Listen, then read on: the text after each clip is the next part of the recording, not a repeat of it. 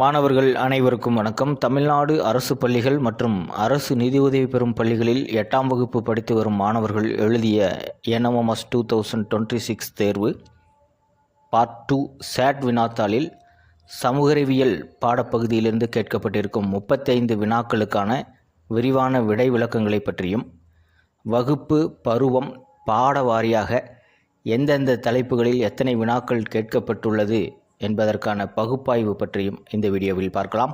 Welcome to money math board.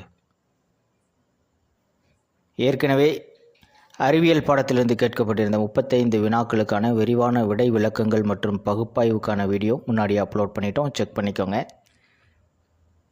Social science அந்த பாடத்திலிருந்து 35 வினாக்கள் கேட்கப்படும். NMS 2026 இந்த தேர்வில் 7ஆம் வகுப்பு 3 பருவத்தையும் சேர்த்து 7ஆம் வகுப்பிலிருந்து 25 வினாக்களும், 8ஆம் வகுப்பு சமூகறிவியல் பாடங்களிலிருந்து 10 வினாக்களும், ஆக மொத்தம் 35 வினாக்கள் கேட்டிருக்காங்க. பருவம் வாரியாக டீட்டெயில்டாக பார்த்துடலாம். 7ஆம் வகுப்பு முதல் பருவம் இடைக்கால இந்திய வரலாற்று ஆதாரங்கள், அதிலிருந்து 2 வினாக்களும், வட இந்திய புதிய அரசுகளின் தோற்றம் இந்த பாடத்திலேருந்து இந்த வருஷம் கொஷின்ஸ் எதுவும் கேட்கல.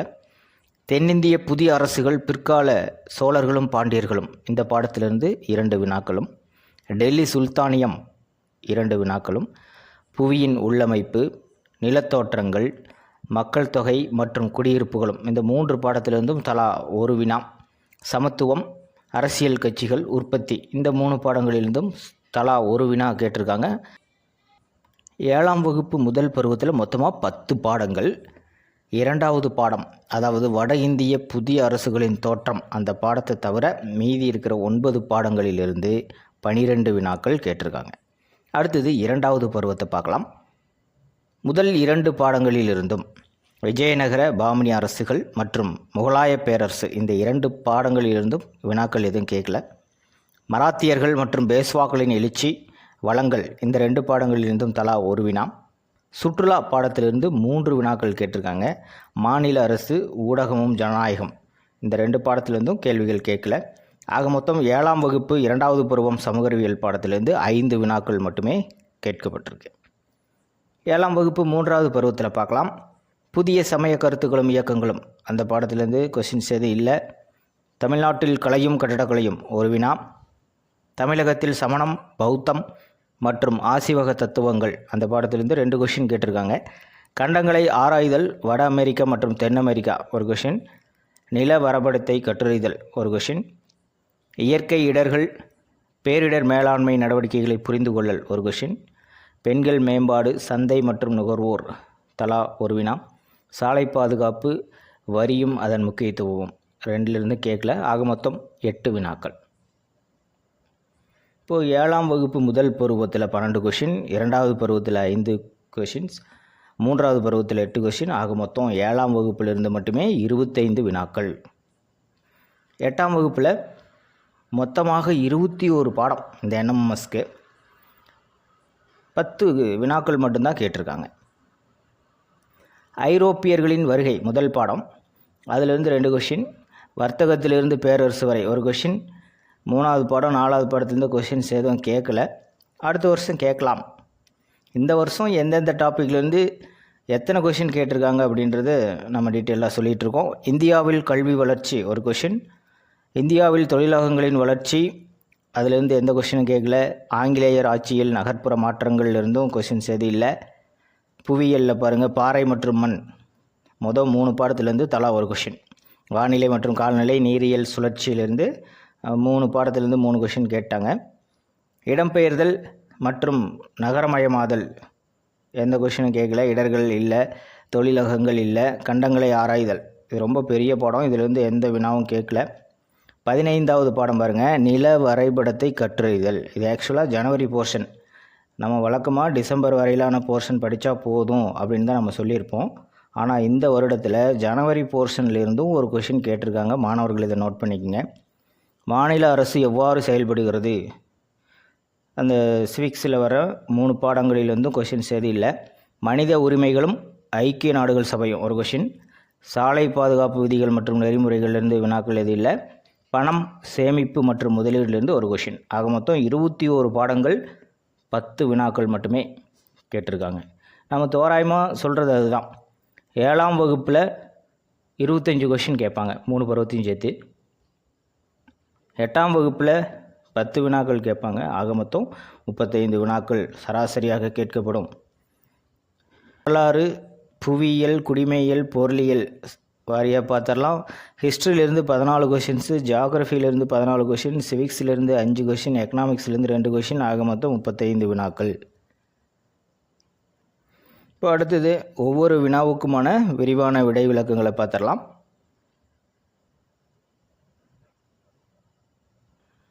சமூக அறிவியலில் முதல் வினா, கேள்வி எண் 146. இவற்றில் எது முதன்மை சான்று அல்ல? கொஷின் எப்பயுமே முழுமையாக படிக்கணும். நம்ம பாதியில் படித்தா எது முதன்மை சான்று அப்படின்னு நம்ம பொருள் எடுத்துக்குவோம். பட் கீழே ஒரு லைன் இருக்குது பாருங்கள், அல்ல. இப்போ எது முதன்மை சான்று அல்ல அப்படிங்கிறத பார்க்கலாம். பொறிப்புகள், நினைவு சின்னங்கள், நாணயங்கள், இது மூன்றுமே முதன்மை சான்று, அதற்கான எடுத்துக்காட்டுகள். இப்போ அல்ல அப்படின்னு கேட்டதுனால இலக்கியங்கள் தான் சரியான விடை, ஆப்ஷன் 4. இந்த முதல் கொஷின் 7ஆம் வகுப்பு முதல் பருவம் முதல் பாடம் இடைக்கால இந்திய வரலாற்று ஆதாரங்கள் என்ற பாடத்திலிருந்து தான் எடுத்திருக்காங்க. நம்ம ஆல்ரெடி சொல்லியிருக்கோம், சான்றுகளில் முதல் நிலை சான்றுகள், 2ஆம் நிலை சான்றுகளுக்கான எடுத்துக்காட்டுகள் நல்லா நினைவில் வச்சுக்கணும். முதல் நிலை சான்றுகளுக்கான எடுத்துக்காட்டுகள் பொறிப்புகள், கல்வெட்டுகள், செப்பு பட்டயங்கள், நினைவு சின்னங்கள், நாணயங்கள். 2ஆம் நிலை சான்றுகள் இலக்கியங்கள், கால வரிசையிலான நிகழ்வு பதிவுகள், பயண குறிப்புகள், வாழ்க்கை வரலாற்று நூல்கள், சுயசரிதைகள். அடுத்த கொஷின் நம்பர் 147. பாண்டியர்களின் துறைமுகங்களில் மிகவும் விறுவிறுப்பாக வணிகம் நடைபெற்ற துறைமுகம் டேஸ் ஆகும்? காயல்பட்டினம்.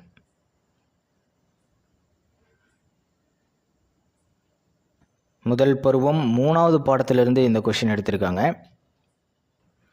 பிற்கால பாண்டியர்களின் எழுச்சி என்ற தலைப்பின் கீழே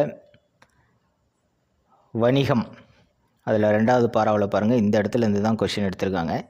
பாண்டியர்களின் துறைமுகங்களில் மிகவும் விறுவிறுப்பாக வணிகம் நடைபெற்ற துறைமுகம் கிழக்கு கடற்கரையில் இருந்த காயல்பட்டினம் ஆகும். இது இன்றைய தூத்துக்குடி மாவட்டத்தில் உள்ளது.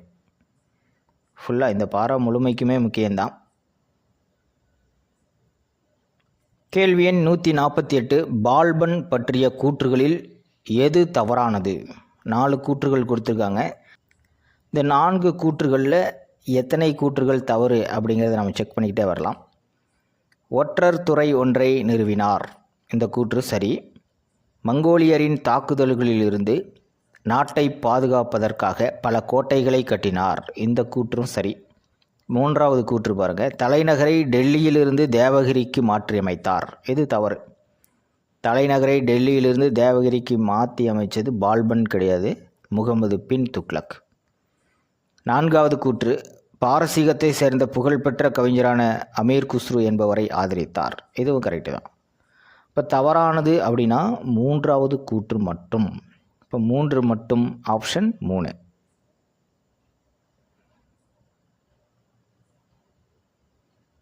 முதல் பருவத்தில் 4வது பாடம் டெல்லி சுல்தானியம்.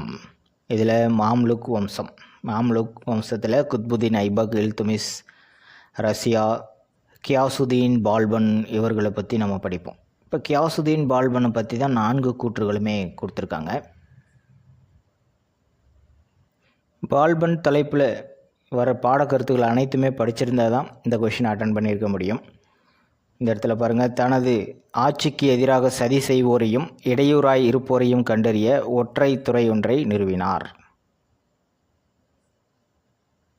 மங்கோலியரின் தாக்குதல்களிலிருந்து நாட்டை பாதுகாப்பதற்காக பால்பன் பல கோட்டைகளை கட்டினார்.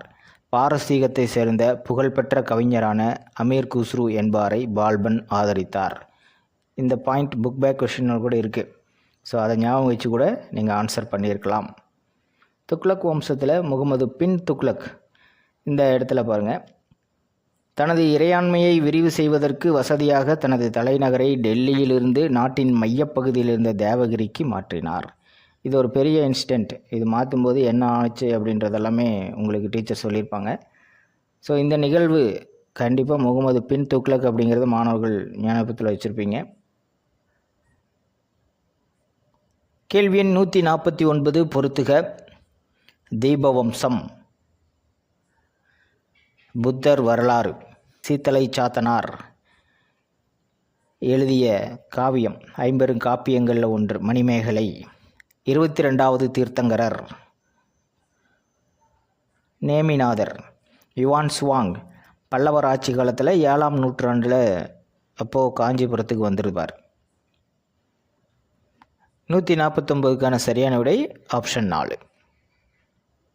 7ஆம் வகுப்பு 3வது பருவத்தில் 3வது பாடத்தில் கவனிங்க. பல்லவர்களின் ஆட்சி காலத்தில் சமண சமயம் செழித்தோங்கியது.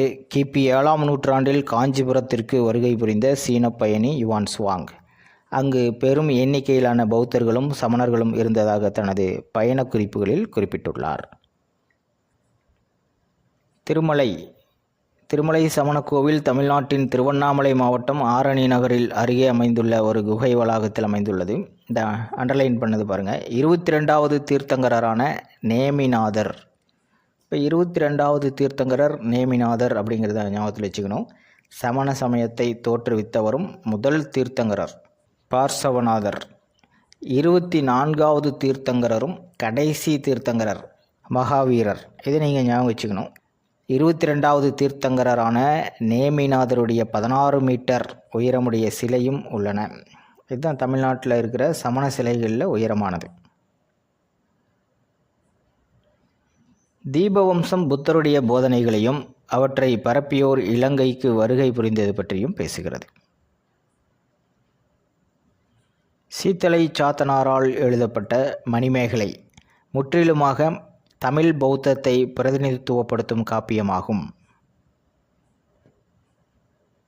அடுத்த கேள்வி. கேள்வி எண் 150. பாண்டிய அரசர்களின் படை தளபதிகளின் பட்டங்கள். மாறன், ஆதித்தன்.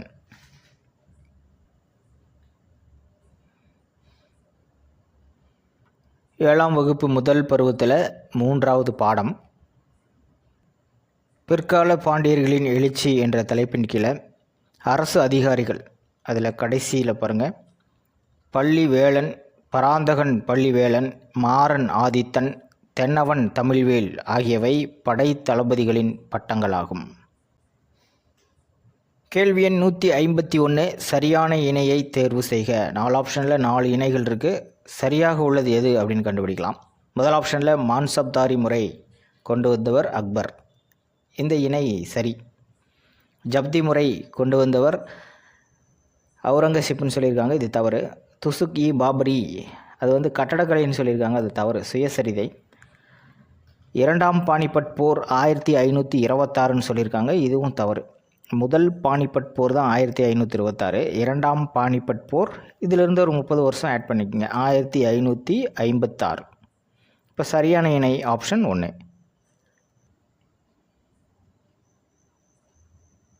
2வது பருவம் முகலாய பேரரசு. மான்சப்தாரி முறை டைட்டிலே கொடுத்துருப்பாங்க. மான்சப்தாரி முறையை அக்பர் அறிமுகம் செய்தார். இதுதான் முதல் ஆப்ஷனில் இருந்தது. தோடர்மாலின் ஜப்த் முறை, இப்போ ஜப்தி முறையை கொண்டு வந்தது அவுரங்கசீப் கிடையாது, தோடர்மால். கேள்வி எண் 152. சாகு என்றால் டேஸ் என்று பொருள். நேர்மையானவர்.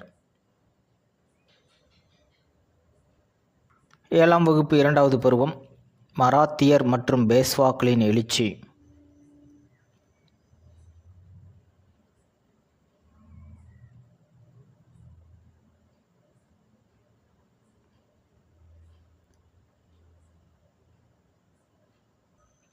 சாகு மகாராஜா. சிவாஜிக்கு பின்னர் அவருடைய பேரன் சாகு 1708 முதல் 1749 வரை ஆட்சி புரிந்தார். சாகு என்றால் நேர்மையானவர் என்று பொருள். கேள்வி எண் 153. எந்த உயிரினத்தையும் துன்புறுத்தாமல் இருப்பது டேஸ் ஆகும். அஹிம்சை. 7ஆம் வகுப்பு 3வது பருவம் வரலாறில் 3வது பாடம். சமணத்தின் ஐம்பெரும் உறுதிமொழிகள். இது கண்டிப்பாக மாணவர்கள் படிச்சிருப்பீங்க. அதில் ஃபர்ஸ்ட் ஒன், எந்த உயிரினத்தையும் துன்புறுத்தாமல் இருப்பது அகிம்சை. உண்மை அப்படின்னா சத்யா. திருடாமை அப்படிங்கிறது அசௌரியா. திருமணம் செய்து கொள்ளாமை பிரம்மச்சரியா. 5வது, பணம் பொருள் சொத்துகள் மீது ஆசை கொள்ளாமை அபரிக்கிரகா.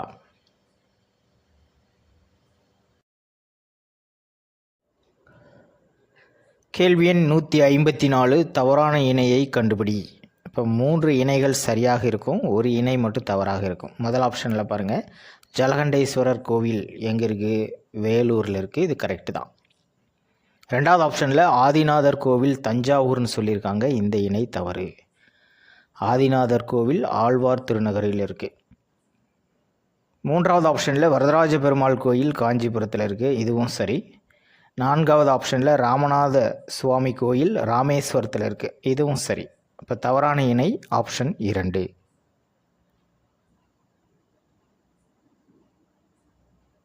ஏழாம் வகுப்பு 3வது பருவம் தமிழ்நாட்டில் கலையும் கட்டடக்கலையும். பாருங்க, பிக்சரை பார்த்தே நம்ம ஞாபகத்துக்கு வச்சுக்க முடியும். ஜலகண்டேஸ்வரர் கோவில் வேலூரில் இருக்குது. ஆதிநாதர் கோவில் ஆழ்வார் திருநகரில் இருக்குது. வரதராஜ பெருமாள் கோயில் காஞ்சிபுரத்தில் இருக்குது. ராமநாத சுவாமி கோயில் ராமேஸ்வரத்தில் இருக்குது. கேள்வி எண் 155, கல்வி நிலையங்களை பராமரிப்பதற்காக வழங்கப்பட்ட நிலங்கள் டேஸ் ஆகும். மேக்ஸிமம் இதிலிருந்து ஒரு கொஷின் கேட்டுடுறாங்க. ரொம்ப எளிமையானது தான், சாலபோகம். 7ஆம் வகுப்பு முதல் பருவம் இடைக்கால இந்திய வரலாற்று ஆதாரங்கள் அப்படிங்கிற பாடம். இந்த அட்டவணையிலிருந்து தான் கேட்டிருக்காங்க. சாலபோகம், கல்வி நிலையங்களை பராமரிப்பதற்காக வழங்கப்பட்ட நிலங்கள். இந்த டேபிள் மொத்தத்துக்கும் நீங்கள் ஞாபகம் வச்சுக்கணும். கேள்வி எண் 156, பின்வரும் நிகழ்வுகளை காலக்கிரமப்படி வரிசைப்படுத்துக. எந்த போருக்கு அப்புறம் எது நடந்தது அப்படின்னு நீங்கள் ஞாபகம் வச்சுக்கணும். அதுக்கு முதல்ல இந்த 4 போர்களும் நடைபெற்ற ஆண்டு கண்டிப்பாக உங்களுக்கு தெரிஞ்சிருக்கணும். ஆம்பூர் போர் 1749, பிளாசிப் போர் 1757, வந்தவாசி போர் 1760, பெரும் புரட்சி 1857. இப்போ ஏறு வரிசைப்படுத்தி பார்க்கும்போது வரிசையாக தான் இருக்குது. முதல்ல ஆம்பூர் போர், அடுத்தது பிளாசிப் போர், அடுத்தது வந்தவாசி போர், கடைசியாக பெரும் புரட்சி. அப்போ சரியான விடை ஆப்ஷன் 1. கேள்வி எண் 157, கீழ்கண்டவற்றில் எது தவறான கூற்று? ஒரு 4 கூற்றுகள் கொடுத்துருக்காங்க. எது எது தவறு அப்படிங்கிறத நம்ம கண்டுபிடிக்கலாம். முதல் கூற்று, இந்தியா 1858 வரை ஆங்கில கிழக்கிந்திய கம்பெனியின் ஆட்சியின் கீழ் இருந்தது. இந்த கூற்று சரி. 8ஆம் வகுப்பு ஐரோப்பியர்களின் வருகை அப்படிங்கிற பாடத்தில் இருக்கும். ஆங்கிலேயர்கள் அப்படிங்கிற தலைப்பில் கடைசியாக நமக்கு கொடுத்துருப்பாங்க. இந்தியா 1858 வரை ஆங்கில கிழக்கிந்திய கம்பெனியின் ஆட்சியின் கீழ் இருந்தது. 2வது கூற்று, இங்கிலாந்து மன்னர் 2ஆம் சார்லஸ் திருமண சீதனமாக இலங்கை தீவை போர்ச்சுகீசிய மன்னரிடமிருந்து பெற்றார். இது தவறு. ஈஸியாக சொல்லிடலாம். இலங்கை தீவு கிடையாது, பம்பாய் தீவுன்னு சொல்லியிருந்தால் கரெக்டாக இருந்திருக்கும். ஸோ 2வது கூற்று தவறு.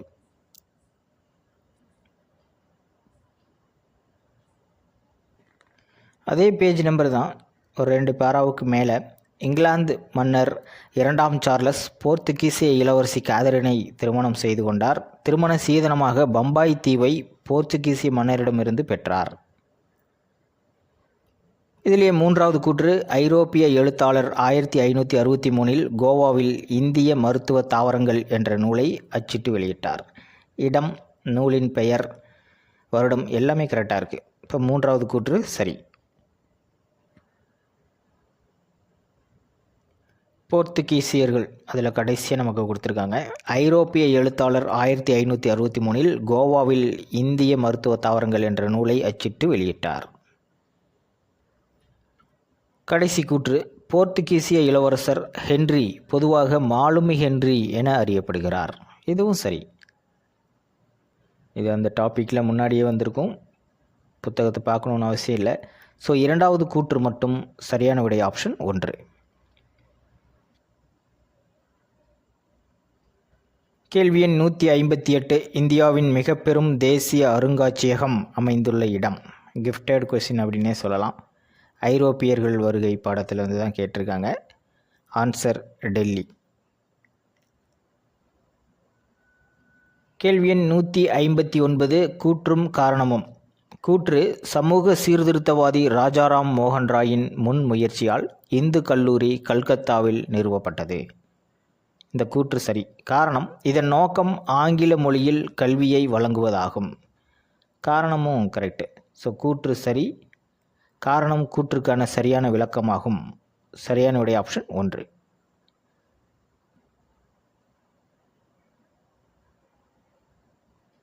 எட்டாம் வகுப்பு சமூக அறிவியல் வரலாறில் 5வது பாடம் இந்தியாவில் கல்வி வளர்ச்சி.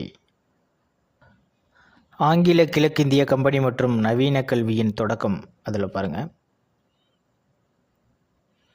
இதற்கிடையில் சமூக சீர்திருத்தவாதி ராஜாராம் மோகன் ராயின் முன்முயற்சியால் 1817 கல்கத்தாவில் இந்து கல்லூரி என்ற ஓர் கல்வி நிலையம் உள்ளூரில் திரட்டப்பட்ட நிதியிலிருந்து நிறுவப்பட்டது. இதன் நோக்கம் ஆங்கில மொழியில் கல்வியை வழங்குவதாகும். கேள்வி எண் 160. பொறுத்துக. எரிமலைகள் எங்கெங்கே இருக்குது அப்படிங்கிறத நம்ம சரியாக மேட்ச் பண்ணணும். ஸ்ட்ராம்போலி மத்திய தரைக்கடல், செயின்ட் ஹெலன் அமெரிக்க ஐக்கிய நாடுகள், பினாடுபோ பிலிப்பைன்ஸ், மவுனாலோ ஹவாய் தீவுகளில் இருக்குது. சரியான விடை ஆப்ஷன் 4.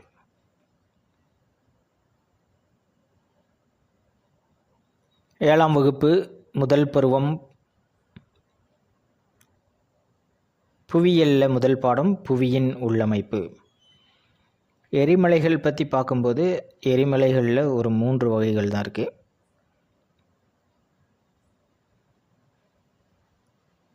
செயல்படும் எரிமலை, உறங்கும் எரிமலை, செயலிழந்த எரிமலை. சராசரியாக உலகெங்கும் 600 செயல்படும் எரிமலைகள் இருக்குது. மத்திய தரைக்கடல் பகுதியில் உள்ள ஸ்ட்ராம்போலி, அமெரிக்க ஐக்கிய நாடுகளில் உள்ள செயின்ட் ஹெலன், பிலிப்பைன்ஸ் தீவில் உள்ள பினாடுபோ போன்றவை அடங்கும். ஹவாய் தீவில் உள்ள மவுனாலோ எரிமலை உலகின் மிகப்பெரிய செயல்படும் எரிமலை ஆகும். ஸ்ட்ராம்போலி எரிமலை மத்திய தரைக்கடலின் கலங்கரை விளக்கம் என அழைக்கப்படுகிறது. உறங்கும் எரிமலை எங்கெங்கே இருக்குன்னு பாருங்கள். இத்தாலியின் வெசுவியஸ், ஜப்பானில் ஃபியூஜியாமா, இந்தோனேசியாவில் கரகட்டாவோ. செயலிழந்த எரிமலை இதுலேயும் ஒரு 3 சொல்லியிருப்பாங்க. மியான்மரின் போப்பா, ஆப்பிரிக்காவின் கிளிமஞ்சாரோ மற்றும் கென்யா எரிமலைகள். இது எல்லாமே ஞாபகம் வச்சுக்கணும். கேள்வி எண் 161. சரியான கூற்றை தேர்வு செய்க. 4 ஆப்ஷனில் 4 கூற்றுகள் இருக்குது. முதல் ஆப்ஷனில் ஒரு குறிப்பிட்ட பாதையில் தோன்றும் இடத்திலிருந்து முகத்வாரம் வரை ஓடுகின்ற நீர் ஆறு என அழைக்கப்படுகிறது. இந்த கூற்று சரி. இரண்டாவது ஆப்ஷனில் பாருங்கள், ஆறு தன் போக்கில் ஒரு முதன்மை ஆற்றுடன் இணைவது கிளை ஆறு. இது தவறு. மூன்றாவது ஆப்ஷனில் ஒரு முதன்மை ஆற்றிலிருந்து பிரிந்து செல்வது துணையாறு. தவறு. பாருங்கள், கிளையாறையும் துணையாறையும் இன்டர்சேஞ்ச் பண்ணி கொடுத்துட்டாங்க. ஸோ 2வது ஆப்ஷனும் 3வது ஆப்ஷனும் தவறு. 4வது ஆப்ஷனில் பாருங்கள், ஆறு கடலை அடையும் போது ஆற்று நீரின் வேகம் அதிகரிக்கிறது. இதுவும் தவறு. ஸோ சரியான கூற்று அப்படின்னா ஆப்ஷன் 1 மட்டும்தான். 7ஆம் வகுப்பு முதல் பருவத்தில் புவியியல் 2வது பாடம் நிலத்தோற்றங்கள் 6 எடுத்த உடனே இதுதான் கொடுத்துருக்காங்க. ஒரு குறிப்பிட்ட பாதையில் தோன்றும் இடத்திலிருந்து முகத்வாரம் வரை ஓடுகின்ற நீர் ஆறு என அழைக்கப்படுகிறது. இதுதான் முதல் ஆப்ஷனில் கொடுத்துருந்தாங்க. இந்த கூற்று சரி அப்படின்னு நம்ம ஆன்சர் டிக் பண்ணியிருந்தோம். துணையாறு கிளையாறு இது கண்டிப்பாக மாணவர்களை நினைவில் வச்சுக்கணும், மனப்பாடம் பண்ணிக்கணும்னே சொல்லியிருந்தோம். துணையாறுன்னு என்ன? ஒரு நீரோடை அல்லது ஆறு தன் போக்கில் ஒரு முதன்மை ஆற்றுடன் இணைவது. கிளையாறுனா ஒரு முதன்மை ஆற்றிலிருந்து பிரிந்து செல்லும் ஆறு. இதை தான் 2வது ஆப்ஷனில் 3வது ஆப்ஷனில் மாற்றி கொடுத்துருந்தாங்க. ஸோ அதனால் அது தவறு. 4வது ஆப்ஷனில் இதுதான், ஆறு கடலை அடையும் போது ஆற்று நீரின் வேகம் குறைந்து விடும். கேள்வி எண் 162 பொருந்தாத இணையை தேர்வு செய்க. முதல் ஆப்ஷனில் காக்கசாய்டு யுரேசியா கரெக்ட். அந்த இன மக்கள் யுரேசியாவில் தான் இருப்பாங்க. இரண்டாவது ஆப்ஷனில் நீக்ராய்டு வட அமெரிக்கான்னு சொல்லியிருக்காங்க, இது தவறு. நீக்ராய்டு வந்து ஆப்பிரிக்கா. மூன்றாவது ஆப்ஷனில் மங்கோலாய்டு ஆசியா, இது கரெக்டு. ஆஸ்திரலாய்டு இன மக்கள் ஆஸ்திரேலியாவில் இருப்பாங்கன்னு சொல்லியிருக்காங்க. ஸோ நாலாவது ஆப்ஷனும் கரெக்ட். இப்போ பொருந்தாத இணை ஆப்ஷன் 2.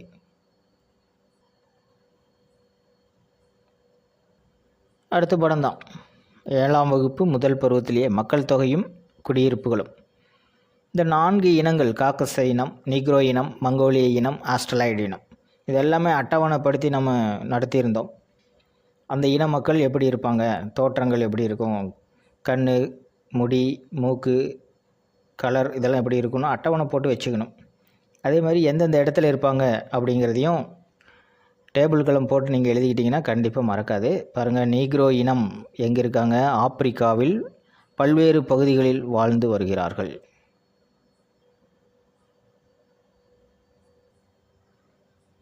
கேள்வி எண் 163 உலகில் சூரிய ஆற்றலை அதிக அளவில் பயன்படுத்தும் நாடுகள். ஃபர்ஸ்ட் ஆப்ஷனில் இருக்கிறது தான் இந்தியா, சீனா, ஜப்பான், இத்தாலி.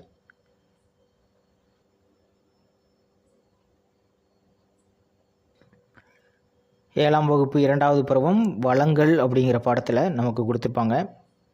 சூரிய ஆற்றல் அப்படிங்கிற தலைப்புக்கு கீழே இந்தியா, சீனா, ஜப்பான், இத்தாலி மற்றும் அமெரிக்க ஐக்கிய நாடுகள் போன்றவை உலகில் சூரிய ஆற்றலை அதிக அளவில் பயன்படுத்தும் நாடுகளாகும். கேள்வி எண் 164 வெளிநாடு செல்ல விரும்பும் ஒருவரது கடவுச்சீட்டில், அதாவது பாஸ்போர்ட்டில் குறிக்கப்படும் முத்திரை விசா. இந்த கொஷின் 7ஆம் வகுப்பு 2வது பருவம் சுற்றுலா பாடத்திலிருந்து கேட்டிருக்காங்க. சுற்றுலாங்கிற ஒரு பாடத்திலிருந்தே அடுத்தடுத்து 3 வினாக்கள் கேட்டிருக்காங்க. கேள்வி எண் 165 மலை வாழிடங்களை அவற்றின் புனை பெயர்களோடு பொறுத்துக. ரொம்ப ஈஸி தான். ஊட்டி மலைகளின் ராணி, கோத்தகிரி பச்சை மலை, கொடைக்கானல் மலைகளின் இளவரசி, ஜவ்வாது மலை இயற்கையின் சொர்க்கம். சரியான விடை ஆப்ஷன் 4. கேள்வி எண் 166 2வது மிக அழகிய நீண்ட கடற்கரை. நம்ம தமிழ்நாட்டில் இருக்கிற, அதுவும் சென்னையில் இருக்கிற மெரினா. இப்போ முதல் கடற்கரை எதுன்னா அது ஹவாய்.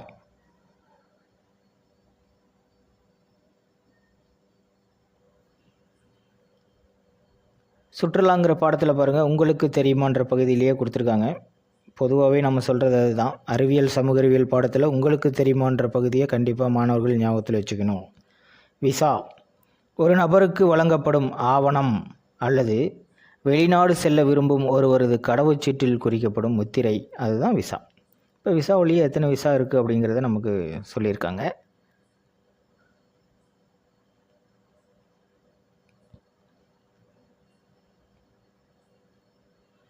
இதுதான் மலை வாழிடங்கள் அவற்றின் புனை பெயர்கள். நமக்கு நிறைய கொடுத்துருக்காங்க, மாணவர்கள் நினைவில் வச்சுக்கணும்.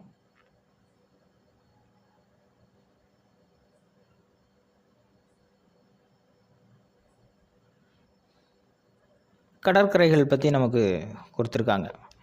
மெரினா கடற்கரை 2வது மிக அழகிய நீண்ட கடற்கரை. கேள்வி எண் 167 வட அமெரிக்காவையும் தென் அமெரிக்காவையும் இணைக்கும் நிலசந்தி, பனாமா நிலசந்தி.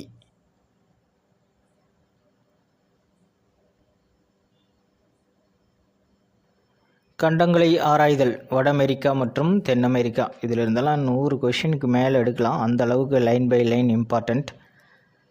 எல்லைகளில் பாருங்கள், பனாமா நிலசந்தி வட அமெரிக்காவையும் தென் அமெரிக்காவையும் இணைக்கிறது. பேரிங் நீர்சந்தி வட அமெரிக்காவை ஆசியாவிலிருந்து பிரிக்கிறது. பாருங்கள், பனாமா நிலசந்தி இந்த இடத்துல இருக்குது. பேரிங் நீர்சந்தி பாருங்கள் இந்த இடத்துல இருக்கும், இந்த எட்ஜில் இருக்கும். கேள்வி எண் 168 நில வரைபடத்தை உருவாக்கும் அறிவியல் என்பது டேஸ் என அழைக்கப்படுகிறது. இதுவும் கிஃப்டட் கொஷின். கார்ட்டோகிராஃபி ரொம்ப எளிமையான நேரடி வினா. கேள்வி எண் 169. உயர் அழுத்தத்தால் சூழப்பட்ட குறைவழுத்த பகுதியில் உருவாகும் காற்று டேஸ் என அழைக்கப்படுகிறது. புயல்.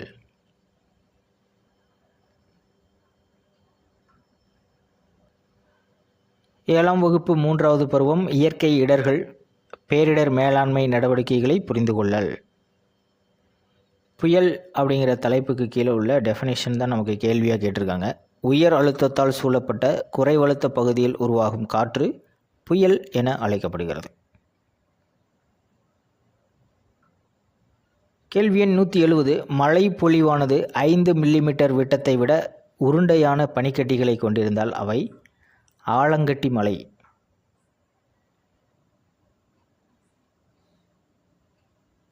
எட்டாம் வகுப்பு சமூக அறிவியல் நீரியல் சுழற்சியில் மழைப்பொழிவின் வடிவங்கள் ரொம்ப முக்கியம். ஆலங்கட்டி மழை. மழை பொழிவானது 5 மில்லிமீட்டர் விட்டத்தை விட பெரிய உருண்டையான பனிக்கட்டிகளை கொண்டிருந்தால் ஆலங்கட்டி மழை என்று பெயர்.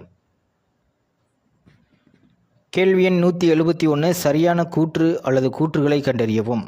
ஒரு 4 கூற்றுகள் கொடுத்துருக்காங்க. எதெல்லாம் சரியான கூற்றுகள் அப்படின்னு கண்டுபிடிச்சிடலாம். முதல் கூற்று, ஆண்டு முழுவதும் ஒரே திசையை நோக்கி வீசும் காற்றுகள் கோள் காற்றுகள் ஆகும்.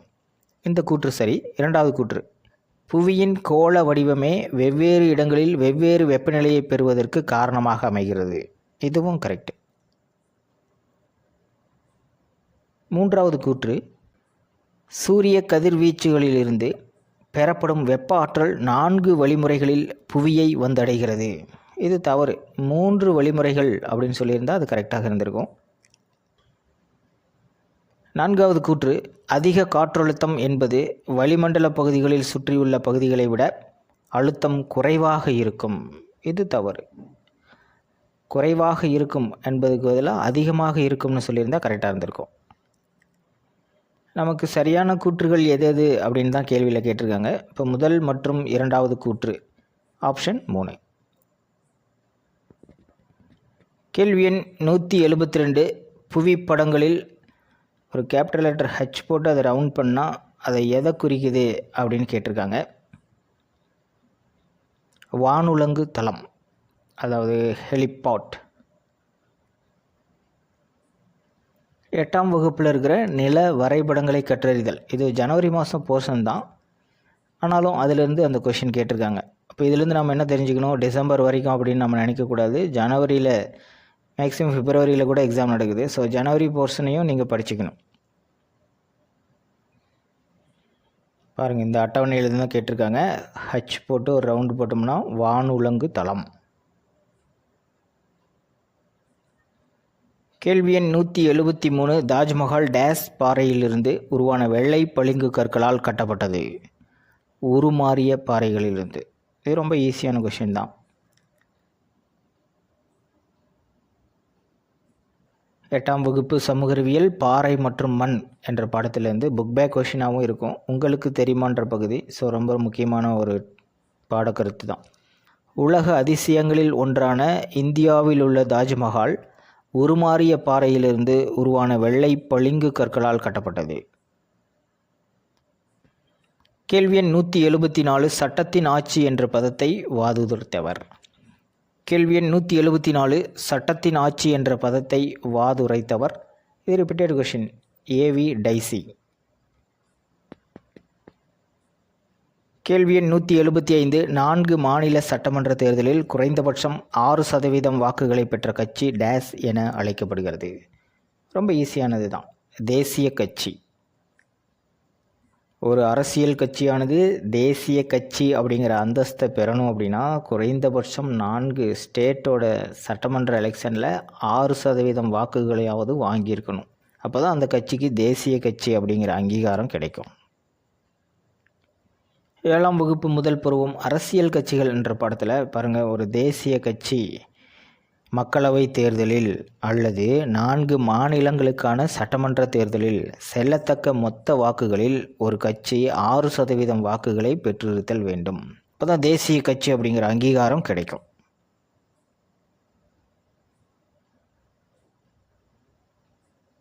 கேள்வி எண் 176. எவரெஸ்ட் சிகரத்தை அடைந்த முதல் இந்திய பெண். பச்சேந்திரி பால்.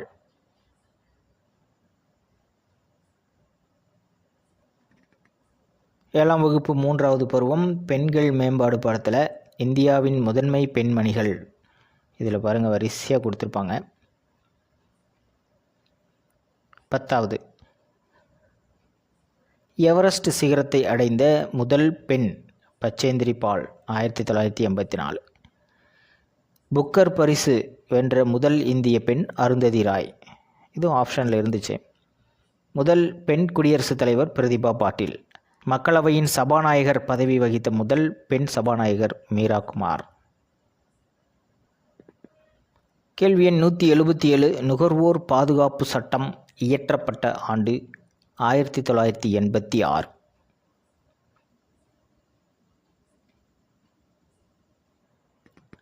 7ஆம் வகுப்பு 3வது பருவம் சந்தை மற்றும் நுகர்வோர் நுகர்வோர் பாதுகாப்பு சட்டம் 1986 டைட்டில்லே கொடுத்துருக்காங்க. இந்த சட்டமானது நிறைவேற்றப்பட்டதும் 1986 தான், நடைமுறைக்கு வந்ததும் 1986வது வருடம் தான். கேள்வி எண் 178. ஒவ்வொரு ஆண்டும் எந்த நாளில் உலக மனித உரிமைகள் தினம் கொண்டாடப்படுகிறது? டிசம்பர் 10. கரெக்டாக எக்ஸாமுக்கு ஒரு மாதம் முன்னாடி தான் இந்த டே ப்ரேயரில் நம்ம அனௌன்ஸ் பண்ணோம். கரெக்டாக ஜனவரி 10 எக்ஸாம் நடந்தது. உலக மனித உரிமைகள் தினம் டிசம்பர் 10. கேள்வி எண் 179. நாடுகளின் செல்வமும் அவற்றை உருவாக்கும் காரணிகளும் ஓர் ஆய்வு என்ற நூலை எழுதியவர் ஆடம் ஸ்மித். கேள்வி எண் 180. சவுதி அரேபியாவின் நாணயம் ரியால்.